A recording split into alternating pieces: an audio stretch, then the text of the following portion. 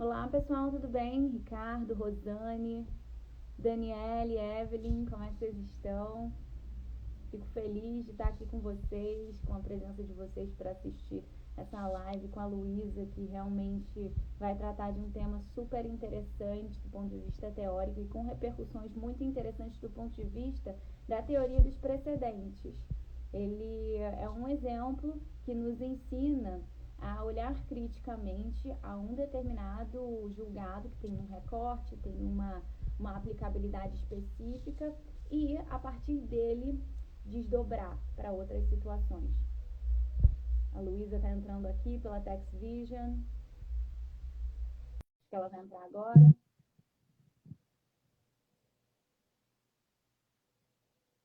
Oi, Gê, boa noite. Oi, boa noite, Tati. Tudo bem? Tá me ouvindo direitinho? Tô. Escuta bem também? Também, tá perfeito.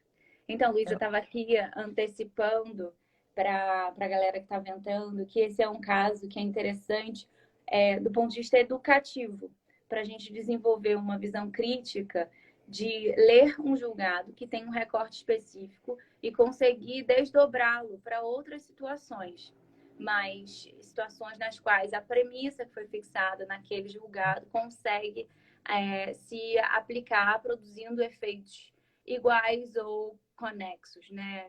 Parecidos. E, Aham.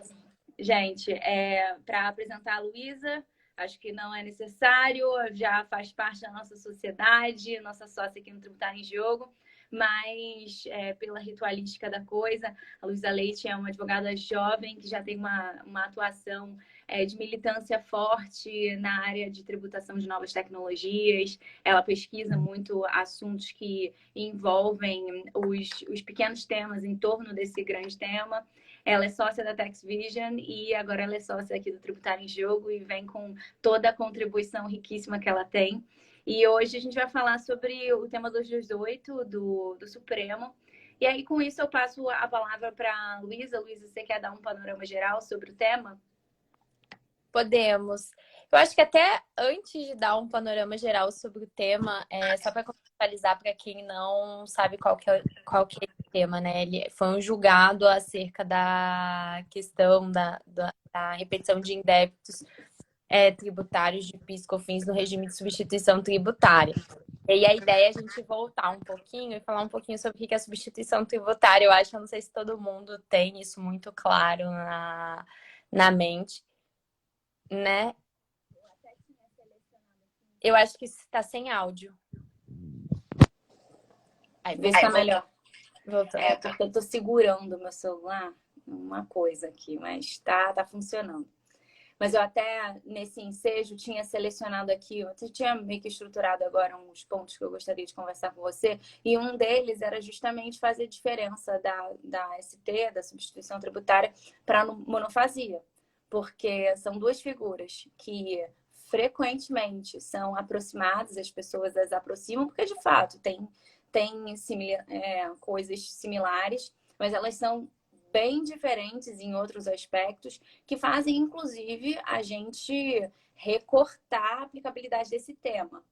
Mas, então, para a gente ter uma visão melhor do que é a substituição tributária, Luísa, você quer iniciar, então, com esse ponto, que é quase uma premissa, né, para tudo que a gente vai debater? Sim, vamos. Bom, a gente foi uma inovação, não tão inovação assim, né? Porque já faz bastante tempo, mas Lei Complementar 3 ou Emenda Constitucional 3 de 93, ela trouxe o Instituto da Substituição Tributária visando muito simplificar a nossa sistemática, né? E aí, qual que é a ideia da substituição tributária? Em vez de você já fazer a tributação em cima do fato gerador, você presume qual que vai ser o valor desse fato gerador. Então, você antecipa isso na cadeia, justamente para você, a partir daí, você centralizar isso numa figura que a gente chamaria do substituto, né? E aí surge essa figura do substituto e do substituído. Então, o substituto ele vai ser aquele responsável justamente por... Peraí que o meu apoio aqui estava caindo. é responsável por toda a parte de retenção do pagamento do imposto, e aí a gente tem a figura do substituído, que vão ser todos os outros entes dentro da cadeia que vão ter a retenção ali do imposto posterior. Então, como você não tem o valor já final que vai ser repassado para o consumidor, você tem que pensar, presumir qual que vai ser esse valor, e aí você tem a incidência do imposto em cima disso. Então, a previsão da substituição tributária, justamente visto que a gente tem essa presunção desse valor final, ela traz a questão de você poder depois fazer o ajuste.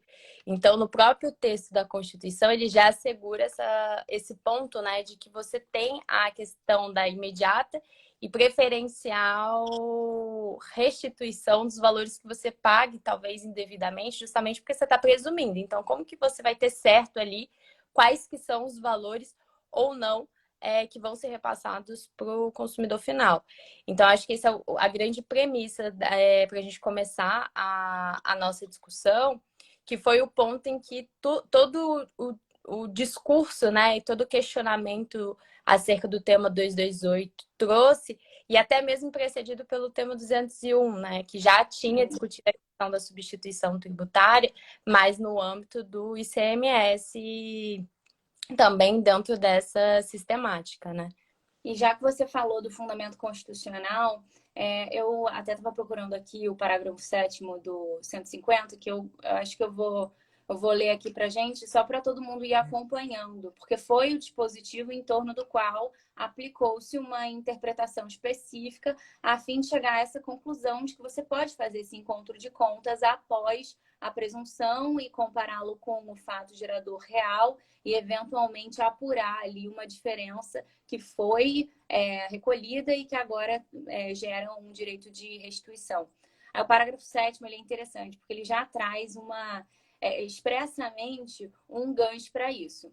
A lei poderá atribuir a sujeito passivo de obrigação tributária a condição de responsável pelo pagamento de imposto ou contribuição, cujo fato gerador deva ocorrer posteriormente, ou seja, exatamente o que a Luísa explicou, assegurada a imediata e preferencial restituição da quantia paga, caso, aí esse finalzinho é que é interessante, porque foi o que foi debatido e tinha até um precedente anterior que tinha um entendimento diferente, né?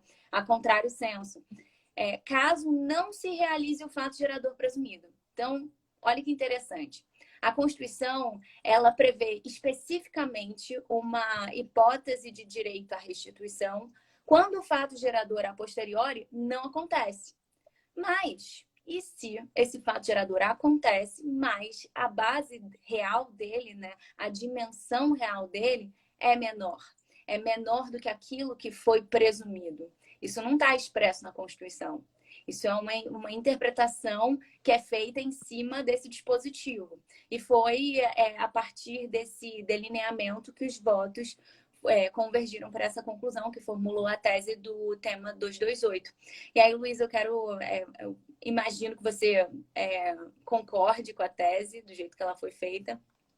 E aí, que tipo, você acredita que essa interpretação ela é extraída diretamente assim do parágrafo 7º, ou ele precisa de uma interpretação sistemática com outros princípios, como o da capacidade contributiva e da legalidade? O que você acha?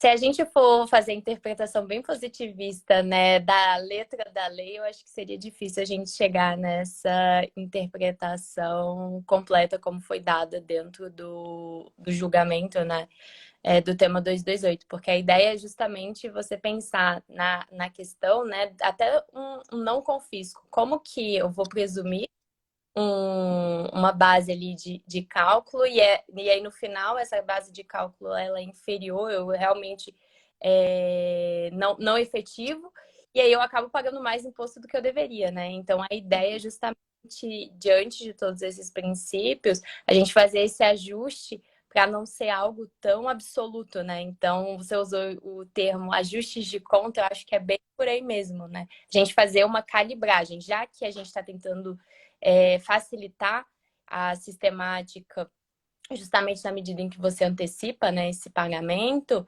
A ideia é justamente que, uma vez que você não tem todo o ciclo ali concluído, você consiga, de fato, depois fazer esse equilíbrio ali das contas para você não sobrecarregar. A ideia não é você aumentar a carga tributária, né? Sim. É você justamente otimizar a forma como você recolhe o tributo em si.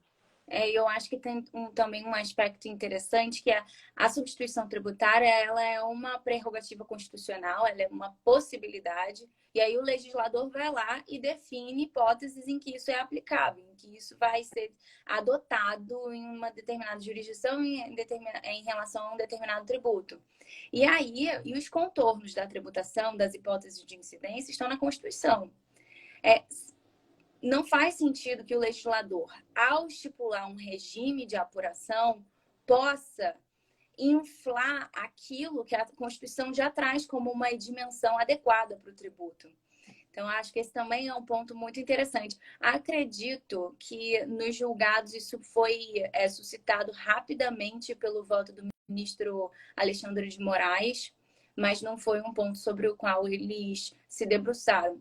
Mas até em grande medida porque a discussão estava bem posta no tema 201, 201. que envolvia o ICMS.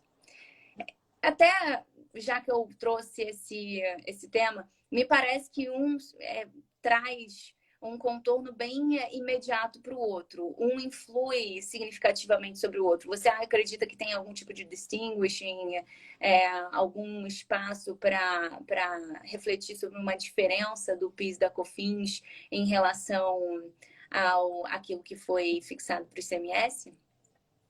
Eu acredito que, na verdade, foi só uma reafirmação do que a gente já tinha tido discutido, né? Na questão do Sim. ICMS, foi muito uma forma da gente ter uma definição do STF para combater um comportamento que a gente tinha do fisco, né? De estabelecer alíquotas. Porque o que a gente tem, para quem não está acostumado com a sistemática? A gente tem justamente já definido quais vão ser os parâmetros, né, para essa presunção de valores. Então, a gente tinha alíquotas extremamente altas sendo impostas, e aí tendo uma carga tributária muito alta nesse início da cadeia. Então, a gente teve um julgamento uma forma de você prevenir e resguardar o contribuinte de uma atuação muito forte do fisco nesse sentido. E aí, quando vem o tema 228, ele vem justamente para reafirmar isso no âmbito da questão do PIS/COFINS.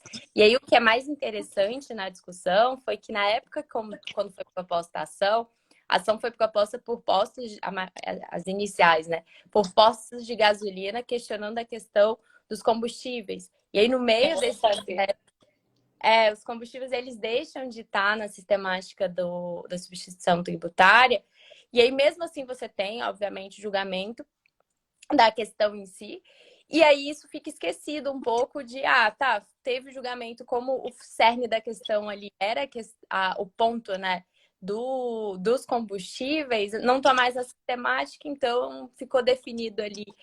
Surgiu a jurisprudência, mas de nada adianta. Só que muita gente não se recordava que não é só combustível, você tem outros produtos também. Então, por mais que tenha sido um setor específico que levantou a bandeira, a sistemática ela se aplica a vários outros segmentos e outros produtos. Então, hoje, o ponto todo que reacendeu muito forte com o cigarro, e aí voltando aos postos de gasolina, porque as conveniências vendem, tem um varejo muito grande de cigarro, por conta disso, então calma aí, quais são os produtos que a gente vai poder fazer essa calibragem, quais são os produtos que a gente pode ter uma presunção ali maior do que realmente está se efetivando na prática quando a gente está vendendo esses produtos. E aí ressurge das cinzas, né?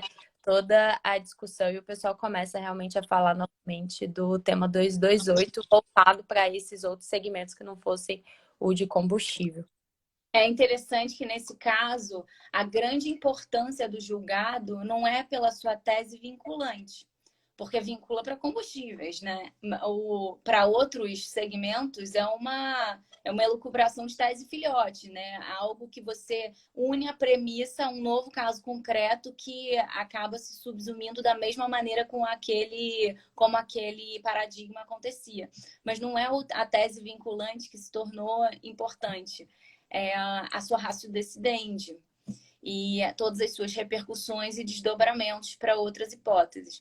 Antes da gente entrar nesses desdobramentos, eu tinha uma pergunta que para a gente debater sobre a ressalva que foi feita nos votos do ministro Alexandre de Moraes, e quem foi? Foi o Dias Toffoli que também acompanhou o Alexandre de Moraes, né? Eles afirmaram a tese, né? Foi um julgamento por maioria, mas a divergência ela não contestou o fato de que o contribuinte ele teria direito a essa restituição quando o substituto recolhia alguma presunção que conduzia a um valor a maior. Ninguém negou isso, mas eles trouxeram um contraponto, assim, o outro lado da moeda. E se a presunção ela usa um paradigma que conduz a um fato gerador que, na verdade, é menor do que o real? E aí você tem uma sobressalência ali que não foi tributada, uma sobressalência de base de cálculo que não foi tributada. Aí, não foi? Foi, voltou. Não, tudo bem. Então, você tem ali um excesso, né, uma parte de base de cálculo que não foi tributada a priori e tá ali, tá sobrando. E aí esses ministros falaram na divergência, essa tese funciona para restituição, mas ela também tem que funcionar para o Estado poder cobrar PIS e COFINS em cima desse excedente de base de cálculo. Isso não foi o que a maioria afirmou, né? Mas o que você acha a respeito? Você acha que essa tese prospera, faz sentido?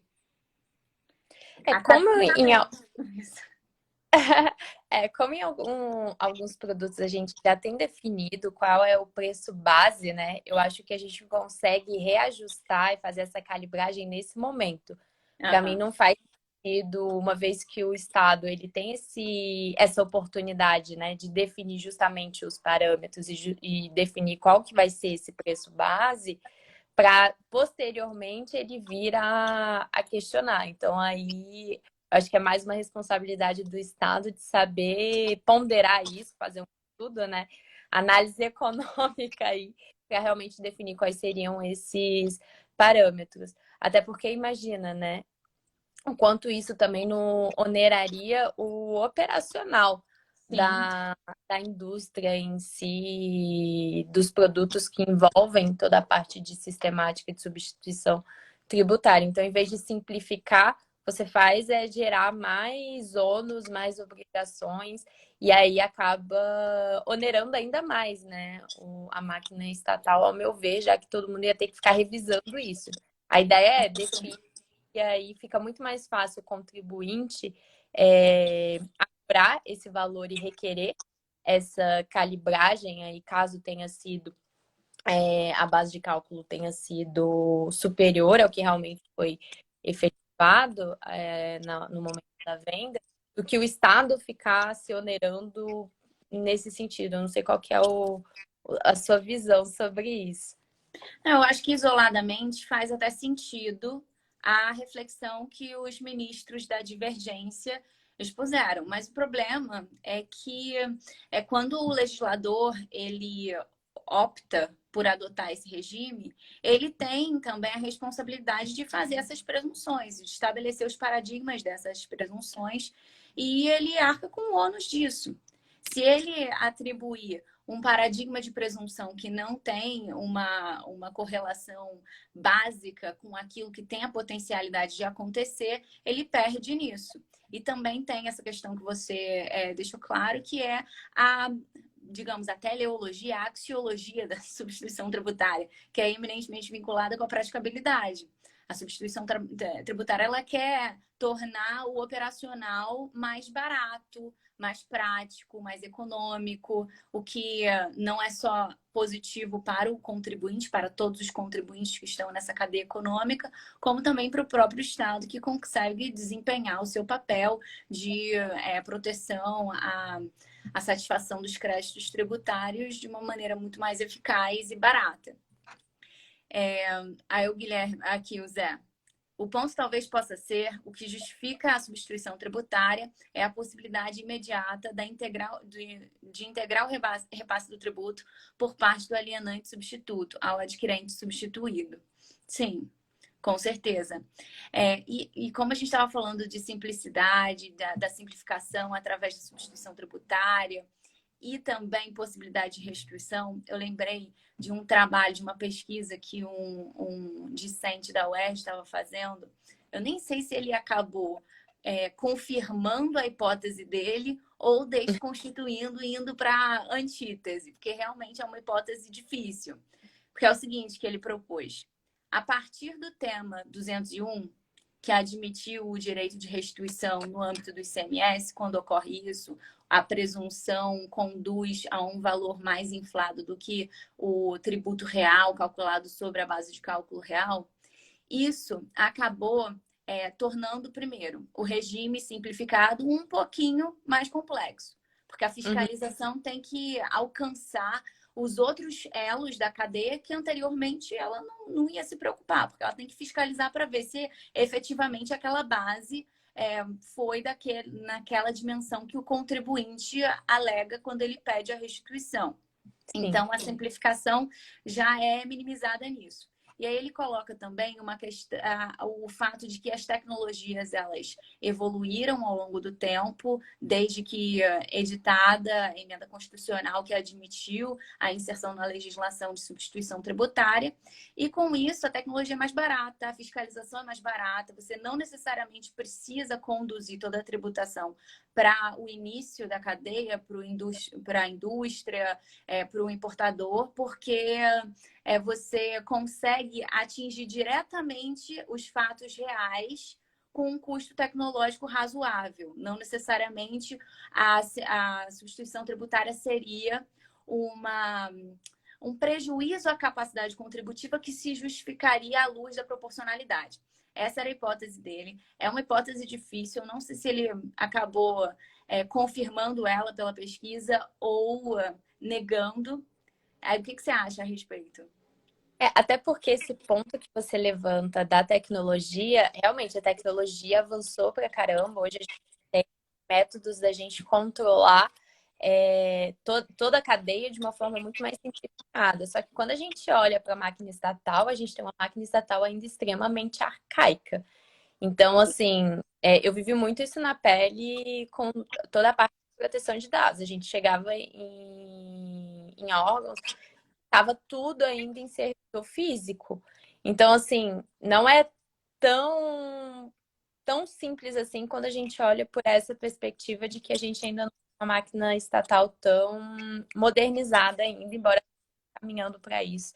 E a gente vê várias ações de forma a digitalizar o governo. Mas dentro dessa perspectiva, eu acredito assim que, tirando essa premissa, né, da parte tecnológica, faz sentido na medida em que você não tenha tantos entraves agora como essa questão da restrição. Porque o que a gente faz? A gente vê, vamos habilitar o crédito que foi definido, seja por mandado de segurança, declarou ali o direito de realmente de compensar os valores, e aí você tem que analisar toda a memória de cálculo, fazendo o contraponto de quanto que era o valor ali da base de cálculo que foi definido pelo governo, quanto que você realmente vendeu aquele imposto e quanto que é o valor que você tem da diferença. Da mesma forma que você faz toda essa memória de cálculo e leva tempo para analisar tudo isso, tem um tempo também por parte da Receita. Então, isso de fato onera e faz com que o sistema não seja tão simplificado, né? Mas, por outro lado, não é todo mundo que pede. Então, assim, tem esse lado também, né? Então, tem esses dois contrapontos da sistemática já que não é todo mundo, são casos pontuais ali, mesmo sendo direito, às vezes vale mais a pena você analisar esses casos do que você mudar a sistemática como um todo, não sei. Não, sim, com certeza. Eu acredito que a substituição tributária ela já cumpriu um papel super importante de simplificação. Como você falou, a máquina pública ainda é arcaica, muito embora a tecnologia tenha evoluído, a adesão a esses novos instrumentos ainda encontra certas travas. Então, muito embora a gente possa sempre colocar em perspectiva essa reflexão, não me parece que ela é aplicável hoje a ponto de dizer que a substituição tributária não é proporcional. Quem Exato. sabe no futuro, A porque Eduarda, essa é uma avaliação que vai acontecendo aos poucos. Oi? a Eduarda até falou aqui na linha do que você comentou, ó, a ST, a substituição tributária facilita a fiscalização, mas a própria cadeia tributária é complexa, então é difícil você não onerar com ela, realmente. Aí o Gui completa, especialmente no caso do ICMS, o tributo indireto, a cobrança posterior da diferença talvez viole esse número de capacidade contributiva, como repasse depois desse custo posterior. Realmente, essa também é uma outra dificuldade. Uma coisa que eu achei interessante desse ponto de divergência, né, dos dois ministros é que eu não encontrei um diálogo muito significativo a respeito desse ponto nos demais votos. Então, você só olha essa tese reversa, digamos assim, da divergência à luz daquilo que eles pontuam e não à luz dos seus contra-argumentos. Acho que por isso que é tão interessante a gente debatê-las aqui e avaliar em que medida ela faz sentido, em que medida ela está consentânea com os princípios constitucionais, com a própria lógica da substituição tributária e pelas possibilidades legislativas em cima desse regime, desse Instituto do Direito Tributário. Posso sugerir a gente migrar para as repercussões? Vamos. Então, como você até já adiantou, a partir do julgamento, de um julgamento que circulou a substituição tributária das refinarias de petróleo, que hoje em dia já nem é mais, hoje em dia é monofasia, mas o pedido era sedimentado em uma sistemática antiga por postos de gasolina que estavam ao longo dessa cadeia que se beneficiavam dessa substituição tributária. Como isso acabou, a tese ela ficou meio voando, só que ela tem repercussões para outros segmentos, outros produtos que se inserem também sob essa lógica da substituição tributária. E você antecipou que a indústria tabagista, que a indústria dos cigarros, ela está dentro. Uma coisa que eu acho interessante da indústria é que existe um tabelamento de preços mínimos. Sim. O que você acha que isso influi para a gente chegar à conclusão de que a tese se aplica também e para a gente refletir sobre o paradigma utilizado para presunção que calcula o tributo que é recolhido pelo substituto? Então, a gente tem não só essa tabela que define os preços básicos, mas tem a lei, vou até pegar aqui o número, 11.196, que ela traz no artigo 62, que você tem que multiplicar esse preço unitário por 3,42 e 2,91. Então, assim, você tem um valor ali quase 7,3 a mais do que realmente chega na ponta na hora que você vai comercializar. E como isso está definido em lei, para você recolher o tributo, você realmente tem que aplicar esses índices. Então, você tem ali realmente, bem flagrante, uma alíquota bem majorada acima realmente do valor que a gente chega no consumidor final. Meu negócio a própria legislação, ela já antecipa que esse problema vai acontecer, né? Exato. E aí, o ponto todo é justamente esse. Já que você tem que fazer esse cálculo lá no iníciozinho e você majora em quase 7% o valor final, né, do tabaco, produtos em gerais, cigarros e etc., você tem direito a essa diferença. E aí o pessoal deu start quando, poxa, calma aí, quais são os produtos? E aí até perguntaram aqui quais que eram esses. A gente tem também a parte de autopeças dentro da sistemática, bicicletas, enfim, tem motocicletas também, tem outros produtos que estão dentro da sistemática que a gente consegue fazer essa definição. Só que no caso de cigarro, isso é muito evidente, porque a gente já tem a tabela e a gente já tem qual é o procedimento de cálculo para a gente definir esse valor, né? Então, acaba que fica mais claro de você evidenciar, porque eu acho que a grande dificuldade é justamente você trazer, tá? Foi a base que foi considerada superior do que é realmente o preço presumido, né? Foi superior do que o preço efetivo. Tá, mas como você prova? Não, aqui está muito claro quais são os parâmetros. Então, acho que por isso que a tese pegou tanto quando a gente fala da indústria tabagista. Sim. Não, plenamente de acordo. É bem notório que o legislador ele já deu um ensejo para esse problema acontecer. E a tese acaba sendo super relevante para a indústria porque é fácil, né? Você provar. Fácil não, fácil é uma palavra muito inadequada quando a gente discute direito tributário, mas dentro das complexidades que uma questão como essa, que é obter restituição de algo que foi recolhido a maior, em descompasso com a realidade na hora do fato gerador, imagina a complexidade de um negócio desses. E aí, quando você vai para o exemplo da indústria do tabaco, que pratica esses preços mínimos e que com isso você tem um número já fixado para fazer um cálculo que a legislação traz, fica muito mais evidente, como a Luísa colocou, que essa tese vem com grande relevância para desonerar, né, essa cadeia econômica.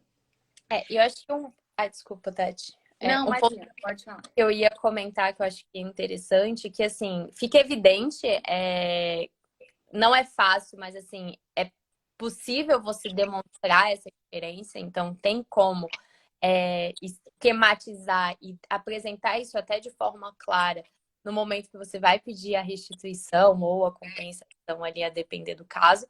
Só que só recentemente, foi agora, acho que no início do ano, se eu não me engano, que a gente teve realmente os órgãos já definindo, né, seu posicionamento. Então, Receita, PGFN, porque até então você tinha que entrar com mandado de segurança para chegar e falar, olha, se abstém, por favor, autoridade de me autuar, tenha o meu direito declarado aqui, por favor, para eu não incorrer ter algum prejuízo ali futuramente, porque justamente o pessoal não conseguia ter um entendimento sobre. Aí vem o tema 228 e aí realmente já começa a um corpo melhor, assim, para a tese. E aí, agora, com o posicionamento, já tem toda a parte de parecer e tudo mais, fica mais fácil de ir direto pela via administrativa, né? Então, poupa do lado do contribuinte e ver realmente o julgado sendo efetivado na prática, né? A tese que foi firmada. É muito importante, numa hipótese como essa postura da administração, até mesmo porque foi uma tese firmada no âmbito de um recurso extraordinário com repercussão geral reconhecida. E isso é controle no difuso, né? Não é controle abstrato e concentrado que vincula o Poder Judiciário e a administração. Então, já vincula a administração que tem que adequar suas posturas àquilo preceituado pela tese. No controle difuso, você tem uma vinculação apenas para o Poder Judiciário. Então, tem várias questões que são resolvidas pelo Supremo no controle difuso, com repercussão geral, mas ainda com a repercussão geral tem essa diferença. E a administração vai brigando, a administração ela vai brecando até que o Ministério Público ajuize uma ADI para demandar. Foi a mesma coisa foi o que acabou sendo necessário quando julgaram a necessidade de lei complementar para poder tributar via ITD as heranças provenientes do exterior. Isso foi resolvido primeiro num caso que foi julgado com repercussão geral reconhecida, no controle difuso, mas depois as administrações elas não foram se adequando e aí tiveram que ajuizar, sei lá, 24 ADIs, o que não faz sentido nenhum. Então é até um respiro, é até muito prudente, né, da administração já tomar posturas internas para se adequar a um pronunciamento da Corte Superior que, em algum momento, ia ter que pegar. Nem que fosse pelo ajuizamento de um bando de um bando não, mas no caso uma ADI, né? Já que a gente está falando de tributos federais. Mas ainda assim, ainda que fosse uma ADI, é um movimento totalmente dispensável e que teria que acontecer se a administração não tomasse uma primeira iniciativa. Então, realmente, essa adequação da administração para receber essas demandas é bastante positiva. E traz segurança jurídica também, né, Sim. Tati? Já que a gente onera o judiciário para poder discutir o tema, que a gente tem a segurança jurídica depois também, que foi em prática, foi firmado. A Eduarda até colocou aqui, ó, a fixação da tese deixa de ir para o judiciário e ajuda o contribuinte a reaver os valores de maneira mais célere. Exatamente. Exatamente. É por isso que até tem muitas pessoas que defendem cada vez mais a abstrativização do controle difuso e trazer características do controle abstrato e concentrado para as teses que são firmadas em recursos extraordinários que são vinculados a temas da repercussão geral. É porque não tem sentido nenhum, em um caso que você produz um precedente vinculante, você não ter a vinculação da administração, você exonerar a administração para fazer o que ela quiser, e no controle concentrado, você vincular a administração. A partir do momento que nós temos precedentes vinculantes nas duas vertentes, aproximar as duas formas e os seus efeitos, principalmente, acaba sendo extremamente importante em nome de segurança jurídica, para você ter esse efeito de desonerar o judiciário de maneira eficaz, porque senão a gente fica na dependência da administração produzir um parecer e estabelecer procedimentos próprios. E a gente fica feliz quando a gente vê a administração fazendo isso, mas... Vira um ciclo vicioso também, né? Ah, tá, legal. Tivemos a tese firmada. Agora eu vou entrar de novo para ter o reconhecimento do meu direito. Tipo, não faz o menor sentido, né? Não faz. E então, Luísa, eu até quando você falou da substituição tributária, para a gente discutir a substituição antes e traçar, né, os seus delineamentos básicos para poder adentrar na discussão, eu até comentei sobre a monofasia e a diferença. E aí eu vou retomar aqui só para jogar a bola para você sobre isso. Em muitas ocasiões a gente escuta que substituição tributária e monofasia é quase a mesma coisa. Você está colocando o ônus para o início da cadeia e desonera o resto. Então é igual, mesma coisa. Só que não é bem assim, né? Em um você tem uma antecipação e em outro você tem uma concentração. E essa tese não se aplica à monofasia, né? E aí eu gostaria de ouvir de você a respeito. Eu acho que essa é uma informação que é importante para muita gente que nos escuta, já que essa diferença acaba sendo um desafio para muitos, até mesmo para quem não atua, né, com esses segmentos e esses produtos que se subsumem a essas hipóteses. Sim, não, e até se aplicasse, o pessoal dos pós-graduação estava sorrindo feliz da vida, né? Porque toda a discussão com eles e aí a gente teve toda a mudança de regime. Até um ponto para fazer um claim em cima do que você comentou, tá? O pessoal também tem muita dúvida se a substituição tributária se aplica ao Simples Nacional. E elas... Ih, travou?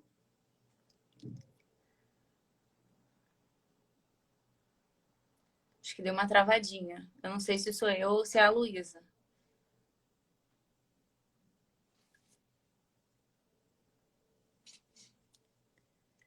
Tentando... Esperando aqui a Luísa. Sou eu ou sou a Luísa que... Ou é a Luísa que tá travada? Ih, gente. Luísa caiu. Deixa eu ver se ela entra de novo.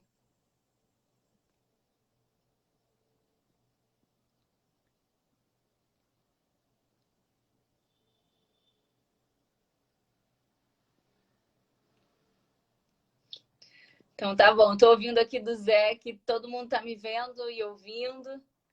Deixa eu ver se a Luísa entra novamente aqui com o Text Vision.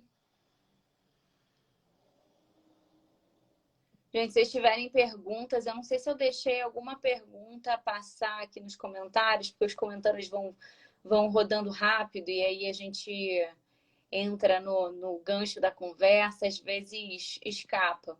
Mas se vocês tiverem perguntas, sintam-se instados, também comentários, críticas, fiquem à vontade para aportar como vocês quiserem.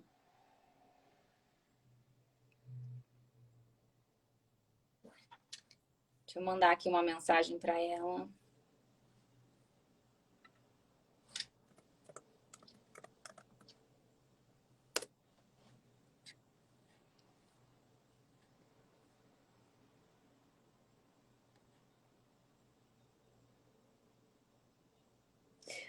A prosa está excelente.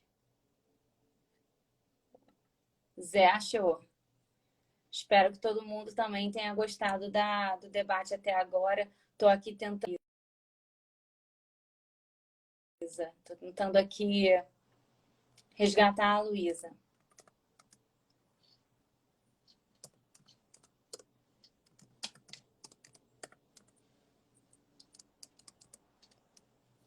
Oi, Ademir, Luiz. Gente, vocês entraram quando a nossa convidada caiu, mas ela já vai entrar aqui.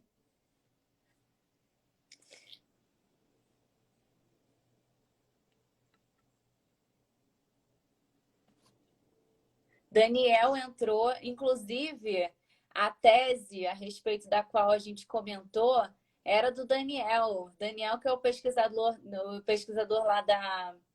lá da UERJ que estudou ou tem estudado, não sei se você já defendeu, Daniel, mas ou se já depositou a substituição tributária, o tema 201 e o que o tema 201 significou para o regime, para a proporcionalidade do regime de substituição tributária, cuja base está no parágrafo 7º do artigo 150.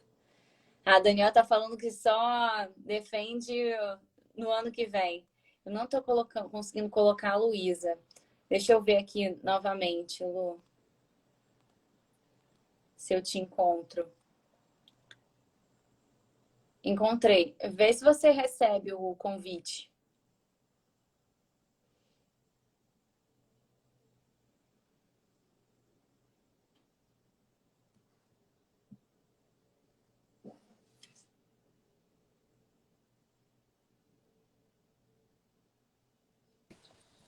Ah, agora foi. Oi. Gente, o meu Instagram tá muito esquisito desde de manhã. Eu atualizei, ele tá dando uns bugs, assim, que do nada ele sai, tipo, fecha. Vamos ver se ele fica aqui Tá tranquilo. agora. Foi. Tá. Vamos. Fiquei nervosa, que eu falei, gente, deixa eu voltar pro negócio. Não, foi tranquilo aqui. Tô com boas companhias, a galera aqui assistindo a gente, comentando, com saudades de você. O Daniel até falou aqui sobre o ICMS. O Daniel é o da tese, né? Que você falou. É, ele Legal. mesmo. Realmente, a ADC 49 uma ADC interessante, né? Que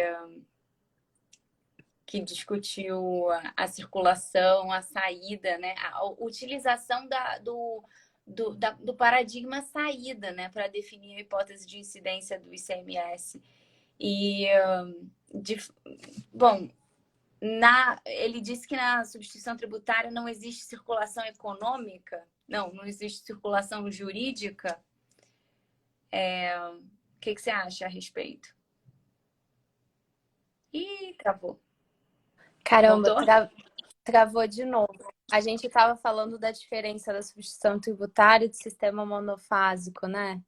Verdade. Ai, tá. Eu tinha colocado aqui eu tinha aqui colocado a pergunta do Daniel sobre a ADC 49 e como que a gente pode puxar o paradigma de lá para refletir sobre o regime de substituição tributária. Porque na ADC fez uma diferença, né, entre o que é saída de mercadoria per se e o que é a configuração de uma circulação jurídica, né? Ou uma circulação econômica de mercadoria. E aí ele afirmou que não tem circulação jurídica de mercadoria na substituição tributária. O que você acha a respeito? E como que a gente faz um paralelo disso também? Porque isso acabaria convergindo mais para o tema 201 do que para o 228. Mas aí a gente pode ir refletindo sobre quais ganchos a gente consegue construir. É que seria a ideia justamente de quando que você precisaria, né, fazer a parte de alteração ali no DIFAL ou não, né? Justamente quando você tem a circulação das... E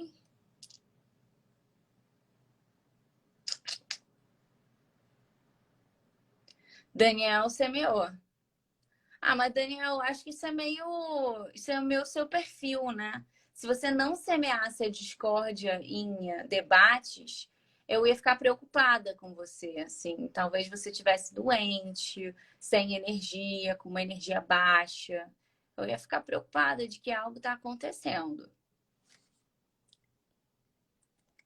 Luísa caiu de novo. Gente, é o mal da tecnologia. Curiosamente, aconteceu com a Luísa, que é tão próxima dessas demandas, desse mercado de novas tecnologias, uma grande estudiosa desse tema. A tecnologia está brigando com ela hoje. O Jaldo, eu não sei ler, eu não sei qual é seu nome aqui. Não sei se é uma junção de coisas, mas enfim. Você comentou que, a rigor, a substituição tributária é uma mera conveniência do fisco que provoca sacrifícios de ativos dos contribuintes antes da efetiva saída das mercadorias. Assim, a substituição tributária ela é um instrumento mais para o fisco do que para o contribuinte de fato, mas a simplificação dos procedimentos da Fazenda também, em tese, desoneram o contribuinte de uma fiscalização assim, árdua. E aí é que vem a dualidade desses entendimentos, porque a partir do entendimento dos fundamentos da substituição tributária e dos fundamentos para você ter o direito de restituição quando a presunção feita lá no campo do substituto, para ele poder recolher o tributo em relação a toda a sua cadeia, e quando isso é a maior e você vai ter um direito de restituição, isso significa que a fazenda, que só ficava preocupada com o substituto, vai pingando lá em cada elo para averiguar a veracidade, né, desses direitos pleiteados, né, cujo reconhecimento é pleiteado pelos contribuintes que estão localizados em outros elos subsequentes, né, a posteriori da cadeia, caminhando para o consumidor final. É uma dualidade, mas em tese, substituição tributária ela está calcada numa praticabilidade que, ao fim e ao cabo, tem uma pretensão de trazer economicidade que beneficia a todos, diretamente a administração e indiretamente o contribuinte, né? O mercado, de maneira geral. e principalmente os contribuintes que se localizam nesses segmentos, que praticam produtos, que trabalham com produtos e circulam produtos e mercadorias que estão sujeitas a que estão dentro dessas cadeias econômicas. Bom, acho que a Luísa, ela está falando que vai tentar desligar o celular e ligar novamente para entrar aqui com a gente. Daniel está falando que está tudo bem, por já o sabe. Sigo envidando esforços para criar conflitos. Ótimo. Gostamos assim, Daniel. Assim a gente fica feliz que você está saudável e em pleno controle da sua personalidade. Jaldo, atualmente a substituição tributária é uma demanda dos maiores contribuintes, justamente porque ela traz uma simplificação para procedimentos que, como eu disse, a princípio parece que é um benefício estritamente vinculado à administração, porque ela está calcada na praticabilidade. Praticabilidade e simplicidade, né, são princípios muito mais vinculados ao operacional da fazenda do que aos direitos dos contribuintes perante o Estado tributante. Mas uma coisa impacta na outra. Você tem um benefício direto de um lado e um benefício indireto do outro. Eduarda, por mais que facilite o fisco, você tem uma carga tributária concentrada. Então, você acaba criando a possibilidade de restituição. Essa palavra é boa, né? Concentração. Porque ela é melhor, ela é boa para gerar uma reflexão no seguinte sentido. Na verdade, a condensação, a junção, né, dessa tributação da cadeia inteira na ponta inicial de uma cadeia sujeita à substituição tributária não representa exatamente uma concentração, senão uma antecipação. Porque você presume a ocorrência de diversos fatos geradores, né? O fato gerador da ponta e o fato gerador dos elos subsequentes. Então, aquilo que é recolhido pela ponta inicial, pelo importador, pela indústria, aquilo ali é uma antecipação do que seria recolhido por todos os elos, fosse o caso daquilo não estar sujeito à substituição tributária. Então, uma melhor palavra é antecipação. A concentração é boa para utilizar ao definir o que acontece no regime de monofasia, porque você tem uma concentração da tributação em um elo, né, de uma cadeia, e concentrado não existe nos demais. Porque, lembrando, na monofasia você tem um contribuinte só. Você tem um fato gerador só. E a critério da política fiscal, cria-se uma alíquota mais significativa para compensar o fato de que você não vai ter pequenas alíquotas onerando cada elo daquela cadeia.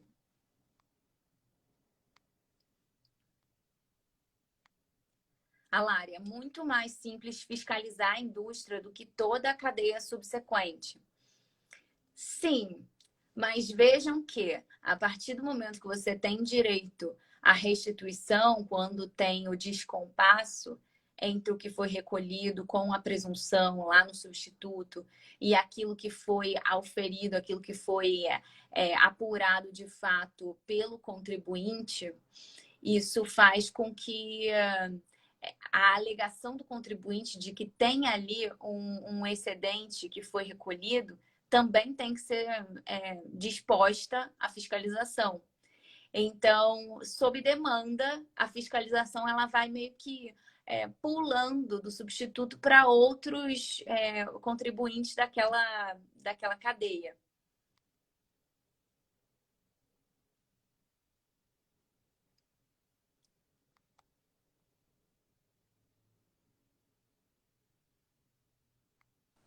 Acho que foi. Já, gente, vamos ver se agora vai. Que chatinho. Agora vai, Luísa. Nossa Senhora. Vai, pode continuar a explicação, tá? Tipo, não te cortar. Não, eu estava passando pelos comentários, né, das pessoas e tentando dialogar com esses aportes. Mas já que você está aqui, eu lembro que você estava fazendo o link com o Simples Nacional. E aí depois a gente comenta a monofasia. Ah, legal. Até porque o pessoal, muita gente questiona esse ponto, né? Se cabe a empresas do Simples Nacional, se elas podem restituir ou não os valores que foram pagos ali dentro desses produtos que são inseridos na sistemática. Tá, talvez eu caia de novo. Dá tipo uns. Nossa, que chatice. Eu não tô conseguindo nem me concentrar direito. Desculpa, gente. Imagina, Luísa. E aí, recentemente, a gente teve justamente a questão do Simples Nacional poder aproveitar desses créditos, tanto na questão dos monofásicos, né, quanto na questão dos substitutos tributários. Então, assim, as empresas que estão inseridas nesse segmento também podem estar recorrendo a esse benefício. Surge muita dúvida em relação a isso, já que o Simples Nacional tem toda uma sistemática específica, né? Então, eu sempre gosto de trazer esse ponto em relação a questão da tese do tema 228 também. Com certeza, até mesmo porque o Simples, ele é uma opção, então, em tese, é para ele não representar a regra geral da tributação, mas o Simples é quase a regra geral da tributação. Exatamente. O José colocou aqui que aparentemente... eu acho que foi o tema que vocês estavam falando aqui antes. Não tô... Peraí. Aparentemente prepondera a compreensão pela não aplicabilidade do 166 nos casos de pedido de restituição do ICMS-ST por antecipação, quando o fato gerador real ocorre menor do que o presumido. E ele já tinha antecipado o comentário que agora ele está corrigindo aqui embaixo. A maldade toda aí é exigir o requisito do artigo 166 para o substituído que pede a restituição. Realmente, mas o artigo 166 do CTN ele traz diversos questionamentos, né? Porque ele trabalha com conceitos que eles são quase meio obsoletos, né, diante do direito tributário contemporâneo, digamos, dentro do nosso contexto atual. Lembrando que o CTN, né, ele foi formulado nos anos 60, o que traz todo um cenário distinto, né? Quem estava ali responsável por refletir a respeito do que tinha que ser pilar de um sistema tributário tinha premissas e experiências totalmente diferentes e visões sobre economia totalmente diferentes. Inclusive, tem muitos pontos que não foram reconhecidos ali pela própria Constituição, né? Então, a gente vê volta e meia esse choque. Mas eu até acho que o mais complicado não são os dispositivos que claramente não foram recepcionados. São os dispositivos que parecem que foram recepcionados, mas eles precisam ser interpretados de outra forma. De uma forma diferente. Eles precisam ser interpretados conforme. Esses dispositivos do CTN realmente acho que são belos de desafios, né, para o intérprete do direito tributário. Acho que é o grande ponto quando a gente fala, né, no direito ser visto tão de uma forma desatualizada, né, e ser tão assim difícil fazer essas interpretações. E aí, não fugindo do tema, mas fazendo um desenho sobre a parte de... Tá me ouvindo? Tô sim. Ah, tá. Ai, que susto, falando por cima de novo. O meu também deu uma piscada agora, não foi? Ah, tá. E aí, um ponto quando a gente fala sobre as novas tecnologias, que eu sempre faço esse gancho, é muito por isso, né? Que a gente pega uma legislação que é extremamente antiga, que a gente tem que interpretar de uma maneira diferente, que tem conceitos que não se aplicam da forma como eram interpretados ao tempo em que foi pensada a legislação em um contexto completamente diferente, né? Então, a gente já vê isso de forma muito brusca, CTN, Constituição, quando a gente traz isso para hoje mesmo, com todos os novos modelos de negócio que surgem, novas sistemáticas, Por isso que pensar formas de simplificar, e a gente vê um esforço muito grande nesse sentido. Até exemplo do Simples Nacional, a gente está falando da substituição tributária, falamos da parte da monofasia muito por conta disso, né? Como que a gente consegue desonerar de obrigações também acessórias, simplificar, fazer com que a sistemática ela ande ali com a evolução da economia como um todo, né? E assim, é interessante sobre esse comentário do Zé sobre o 166, que essa exigência da comprovação da assunção do encargo para você poder obter uma restituição, enfim, isso foi formulado, isso está no CTN. E a substituição tributária, e você tentar importar isso para a substituição tributária, é super complicado pela questão do timing, né? Pelo fato de que uma pertence a tempo diferente da outra. A substituição tributária ela veio pela emenda constitucional, ela é a posteriori, inclusive, da promulgação da Constituição no seu texto original, que já foi responsável por modificar interpretações sobre aquele CTN que veio dos anos 60. E aí, com a substituição tributária, também vale uma reflexão sobre em que medida esse requisito do artigo 166 consegue se coadunar. Porque é um regime que acaba colocando a ordem das coisas diferentes, né? Sim. Estou vendo aqui. A Eduarda fez um comentário: Constituição pró-contribuinte e CTN pró-fisco. Eu particularmente eu não gosto desses nomes, assim, porque eles são belicosos. E eu estou numa fase de tentar pensar o direito tributário, mesmo na prática, não estou falando só academicamente, mas sob uma lógica de cooperação. Acho que a gente tem ficado até bem feliz com as empreitadas da Receita, da PGFN, que têm sido super protagonistas nesse sentido. Então, eu acho bem frutífero a gente abandonar esse tipo de expressões assim que colocam um de cada lado de uma batalha. A gente sabe que na prática a gente ainda tem isso é representativo de uma realidade, mas é quase como, sabe, quando você fala muito numa coisa e aquilo se realiza, é quase numa intenção dessas.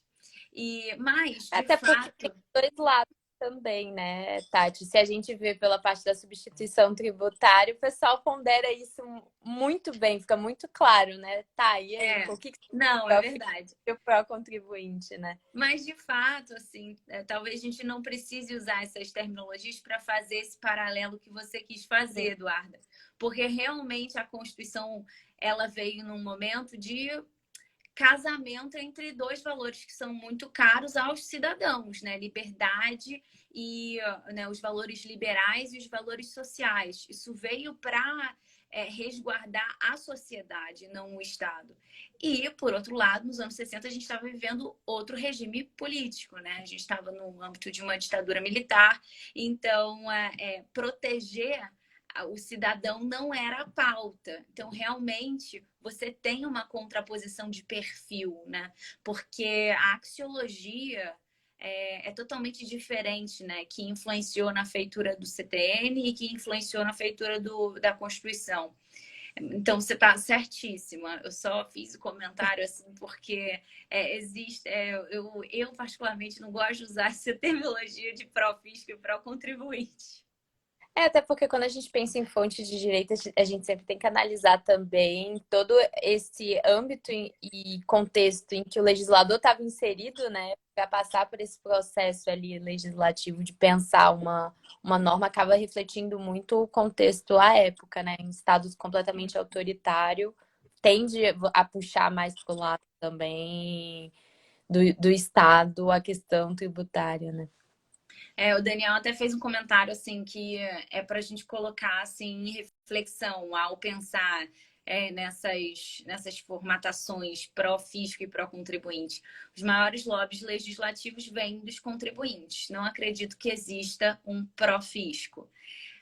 Eu ainda acho que existe, assim, algumas medidas legislativas que vêm para proteção de arrecadação. É, até mesmo porque você tem lobby dos estados, dos Eu ia municípios, falar tem exatamente. lobby da administração. Mas, de fato, os contribuintes eles fazem muito lobby, e a gente vê isso muito bem representado em legislação em normas sobre isenções, reduções de base de cálculo, isso aí é super exemplificativo, né, do lobby dos contribuintes. Mas nunca esqueçamos que a administração também faz lobby.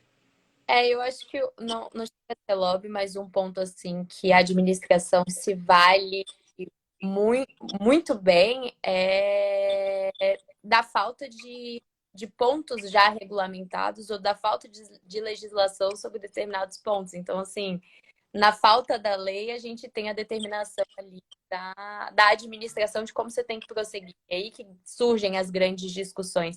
Então, ela tem essa vantagem também, justamente de, tá, já que não tem nada definindo, vamos botar Eu nossas vou regras. definir.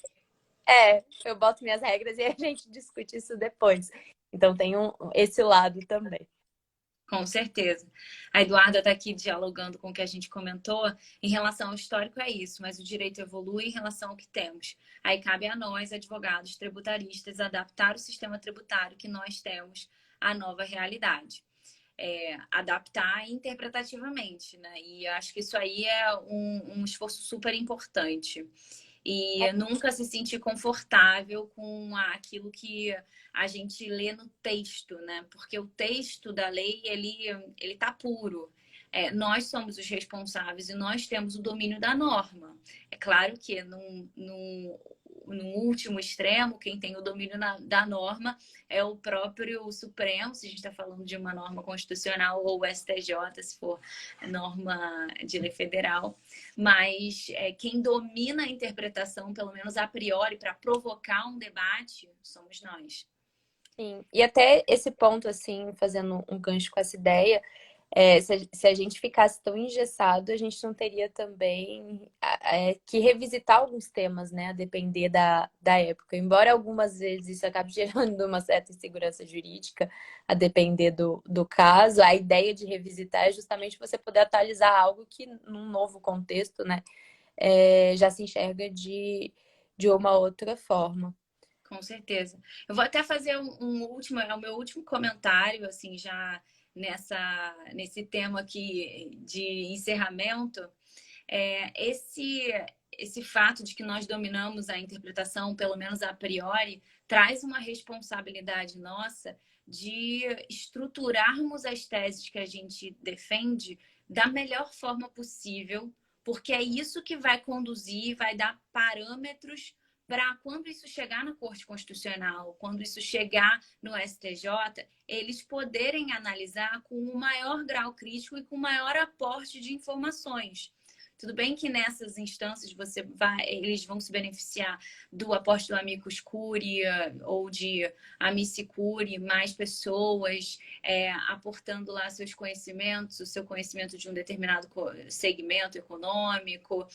Mas isso é uma responsabilidade não só da advocacia que vai subindo, né, do caso origem, mas da advocacia como um todo. A gente manejar os argumentos bem delineados e termos precisão na interpretação, termos cuidado e carinho pela interpretação é fundamental para que a gente efetivamente leve o judiciário, influa para que o judiciário traga soluções efetivas.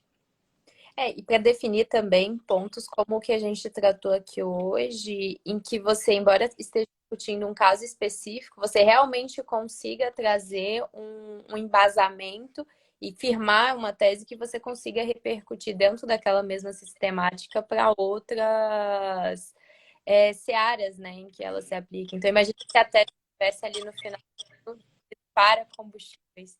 Aí pronto, a gente ia ter que abrir outra discussão para falar sobre outros produtos que estariam dentro desse mesma perspectiva. Então, acho que um ponto interessante de trazer é uma argumentação no sentido que você trouxe, Tati, é justamente por isso, né? Que você não fica ali também recluso, né, e restrito só a um ponto.